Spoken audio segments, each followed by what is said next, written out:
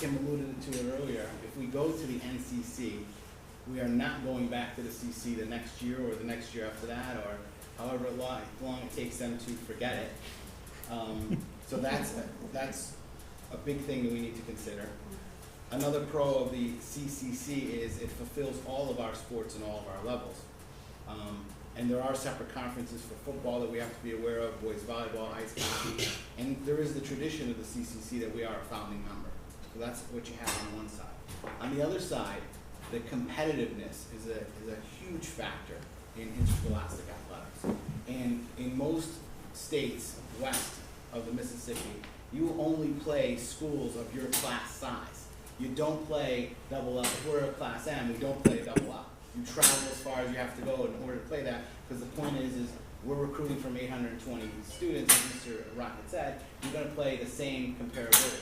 So that competitiveness, for me, is like one of the overlying factors of what's going on in the class that we're in. If you go back to the other slide, in the CCC, you know, double L's, New Britain's over 2,000 students, Glastonbury, Southington. These are people, if you notice, are always in like, you know, championship list. Well, yeah, they should be. They got 2,000 kids to choose from. It's unfair, and that's why when we go into CIAC tournaments, it's done by class double L, L, M, and S, so it's fair and equitable. But it's interesting that in Connecticut, it's geographically done by conferences, but yet when we go to the CIAC tournament, it's all done by class. I think another positive of the NCCC is the regional and geographic rivalries that we can create. So, you know, Ellington was mentioned in other towns, so instead of us traveling southwest, we would be traveling northeast. And again, that's another reason for that. And one of the other ones is, it is timing. They're willing to accept us now because the reason is that they have the out of team. You know, in the future they may not. So that's kind of why it came to here. That's kind of the pros and cons of where we're going. There's a lot of positives. There are some negatives. But any time you go into a new conference, you're always going to have the nuances that come up. You know, who do we play at Thanksgiving?